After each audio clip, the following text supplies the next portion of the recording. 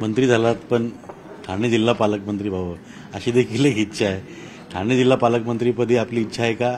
आणि जर आपली नसेल तर तिथे कोण असेल आणि कोण नाही, बिलकुल नाही, माझी बिलकुल इच्छा नाहीये।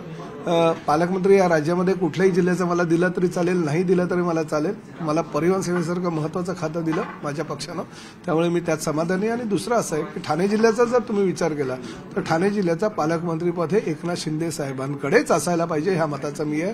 आमचा शिवसैनिक त्या मताचा आहे, कारण ठाणे जिल्हा शेवटी शिवसेनेचा जिल्हा, धर्मवीर आनंद दिघे साहेबांचा जिल्हा असं संबोधलं जातं।